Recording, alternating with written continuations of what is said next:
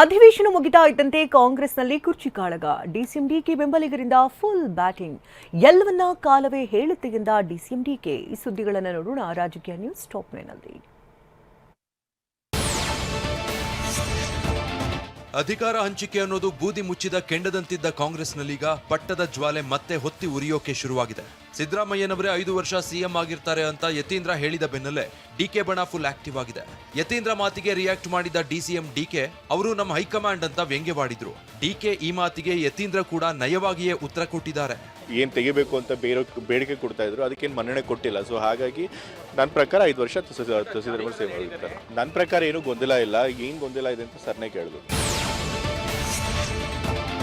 ಹೈಕಮಾಂಡೇ ಎಂಬ ಯತೀಂದ್ರ ಮಾತಿಗೆ ಡಿಕೆ ತಿರುಗೇಟ್ ಕೊಟ್ಟಿದ್ದಾರೆ. ಸಿದ್ದರಾಮಯ್ಯನವರು ಹೈಕಮಾಂಡ್ ಅಂತಿದ್ದಾರೆ, ಇವರು ಅವರಿಗಿಂತ ಮೇಲೆ ಹೇಳ್ತಿದ್ದಾರೆ, ಎಲ್ಲವನ್ನೂ ಕಾಲವೇ ಹೇಳುತ್ತೆ ಅಂತ ತಿವಿದಿದ್ದಾರೆ. ಯತೀಂದ್ರ ಅವರೇ ನಮ್ಮ ಹೈಕಮಾಂಡ್.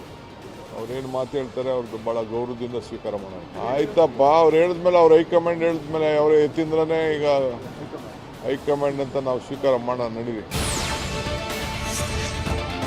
ಯತೀಂದ್ರ ಹೇಳಿಕೆ ಬೆನ್ನಲ್ಲೇ ಮೊನ್ನೆ ಪುತ್ತೂರಲ್ಲಿ ನಡೆದ ಕಾರ್ಯಕ್ರಮದಲ್ಲಿ ಡಿಸಿಎಂ ಬೆಂಬಲಿಗರು ಗ್ರೀನ್ ಸಿಗ್ನಲ್ ಸಿಕ್ಕಿರುವಂತೆ ಮುಂದಿನ ಸಿಎಂ ಡಿಕೆ ಶಿವಕುಮಾರ್ ಎಂಬ ಸಂದೇಶವನ್ನ ಹೆಜ್ಜೆ ಹೆಜ್ಜೆಗೂ ರವಾನಿಸ್ತಾ ಇದ್ದಾರೆ.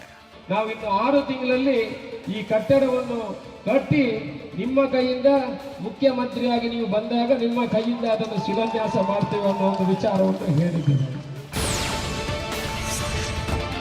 ಯತೀಂದ್ರ ಸಿದ್ದರಾಮಯ್ಯ ಮಾತಿಗೆ ಶಿವಗಂಗಾ ಬಸವರಾಜ್ 139 ಶಾಸಕರ ಬಲ ಡಿಕೆಗೆ ಇದೆ ಅಂತಿದ್ದಾರೆ. ಇತ್ತ ಪರಮೇಶ್ವರ್ ಮಾತನಾಡಿ ಹೈಕಮಾಂಡ್ ಎಲ್ಲಿ ತನಕ ಸಿದ್ದರಾಮಯ್ಯ ಇರಬೇಕು ಅಂತಾರೋ ಅಲ್ಲಿ ತನಕ ಇರ್ತಾರೆ ಅಂದ್ರು. 139 ಜನ ಶಾಸಕರು ಬಲನು ಡಿಕೆ ಶಿವಕುಮಾರ್ ಅವ್ರ ಪರವಾಗಿದೆ. ಅದರಲ್ಲಿ ಎಸ್ಪೆಷಲಿ ನಮ್ಮಂಥ ಯೂತ್ಸ್ ನಾಳೆನೇ ಅವ್ರು ಏನು ಹೇಳಿದ್ರು ಮಾಡೋಕ್ಕೆ ಸಿದ್ಧವಾಗಿರೋಂಥ 45 ಜನ ಯೂತ್ಸ್ ಇದ್ದೀವಿ. ಹೈಕಮಾಂಡ್ ಎಲ್ಲಿಯವರೆಗೆ ಸಿದ್ದರಾಮಯ್ಯನವರು ಇರಬೇಕು ಅಂತಾರೆ ಅಲ್ಲಿಯವರೆಗೆ ಇರ್ತಾರೆ. ಇಷ್ಟಕ್ಕೆ ಸುಮ್ಮನಾಗದ ಶಿವಗಂಗಾ ಬಸವರಾಜ್ ತನಗೆ ಒಪ್ಪಂದ ಆಗಿರುವ ಮೆಸೇಜ್ ಸಿಕ್ಕಿದೆ ಅಂತ ಬಾಂಬ್ ಸಿಡಿಸಿದ್ರು. ಈ ಮಾತಿಗೆ ಉತ್ತರಿಸಿದ ಪರಮೇಶ್ವರ್ ಹೈಕಮಾಂಡ್ ಏನು ತೀರ್ಮಾನ ಮಾಡಿಲ್ಲ, ಒಪ್ಪಂದದ ವಿಷಯನೇ ಪ್ರಸ್ತಾಪ ಇಲ್ಲ ಅಂತಂದ್ರು. ನನಗೆಲ್ಲ ಒಂದು ಕಡೆ ಮೆಸೇಜ್ ಸಿಕ್ಕಿದೆ, 2 ವರ್ಷ ಒಪ್ಪಂದ ಆಗಿರೋದು ಸತ್ಯ, ಸಿದ್ದರಾಮಯ್ಯ ಸಾಹೇಬರು ಮಾತು ಕೊಟ್ಟಿದ್ದಾರೆ ಅನ್ನೋದು ನನಗೆಲ್ಲ ಒಂದು ಕಡೆ ಮೆಸೇಜ್ ಸಿಕ್ಕಿದೆ. ಯಾವುದು ಇಲ್ಲಿಯವರೆಗೆ ನನಗೆ ವೈಯಕ್ತಿಕವಾಗಿ ಗೊತ್ತಿರೋ ಹಾಗೆ ಹೈಕಮಾಂಡ್ ಅವರು ಏನೂ ತೀರ್ಮಾನ ಮಾಡಿಲ್ಲ. ಬೆಂಬಲಿಗ ಶಾಸಕರ ಮಾತಿಗೆ ರಿಯಾಕ್ಟ್ ಮಾಡಿದ ಡಿಕೆ ಶಿವಕುಮಾರ್ ನಾನು ಸಿಎಂ ಆಗಬೇಕು ಅನ್ನೋದು ಜನರಿಗಿದೆ, ಶಾಸಕರಿಗೂ ಇದೆ ಅಂದ್ರು. ಯತೀಂದ್ರ ಮಾತನಾಡಿ ಸಿಎಂ ಆಗೋ ಅರ್ಹತೆ ಇರೋರು ಬೇಕಾದಷ್ಟು ಜನ ಇರ್ತಾರೆ ಅಂದ್ರು.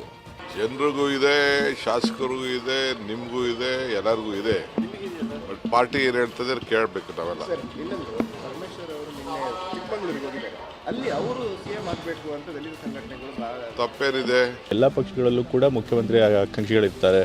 ನಿಜವಾಗ್ಲೂ ಮುಖ್ಯಮಂತ್ರಿಗಳಾಗುವಂಥ ಅರ್ಹತೆ ಅವರು ಬೇಕಾದಷ್ಟು ಜನ ಇರ್ತಾರೆ.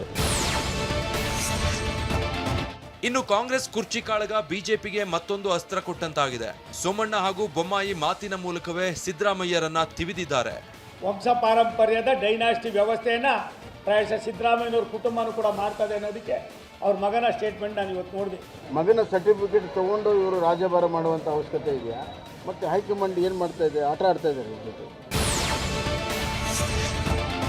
ಇವೆಲ್ಲದರ ನಡುವೆ ಹೈಕಮಾಂಡ್ ನಾಯಕರು ಫೆಬ್ರವರಿ 10ರ ಬಳಿಕ ರಾಜ್ಯ ಪಟ್ಟದ ಫೈಟ್ ಬಗ್ಗೆ ಪ್ರತ್ಯೇಕ ಸಭೆ ಕರೆಯೋ ಸಾಧ್ಯತೆ ಇದೆ. ಸಿಎಂ ಡಿಸಿಎಂ ಸೇರಿದಂತೆ ಹಿರಿಯ ನಾಯಕರನ್ನ ಕರೆಸೋ ಸಾಧ್ಯತೆ ಇದೆ. ರಾಜ್ಯ ರಾಜಕೀಯದ ಸಂಪೂರ್ಣ ಚಿತ್ರಣವನ್ನ ಪಡೆಯೋ ಸಾಧ್ಯತೆ ಇದೆ. ಇನ್ನೊಂದೆಡೆ ರಾಹುಲ್ ಗಾಂಧಿ ಈಗಾಗಲೇ ಹಲವು ಸುತ್ತಿನ ಮಾತುಕತೆ ನಡೆಸಿದ್ದು ಕಗ್ಗಂಟು ಬಿಡಿಸುವ ಬಗ್ಗೆ ಚರ್ಚೆ ನಡೆಸಲಾಗಿದೆ.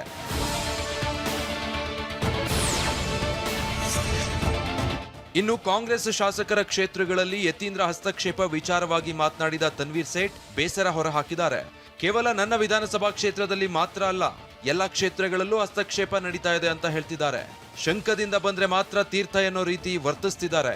ಸಮಯ ಬಂದಾಗ ಡಾಕ್ಟರ್ ಯತೀಂದ್ರ ಹಸ್ತಕ್ಷೇಪದ ಬಗ್ಗೆ ಹೇಳ್ತೇನೆ ಅಂತ ಗರಂ ಆಗಿಯೇ ಉತ್ತರಿಸಿದ್ದಾರೆ.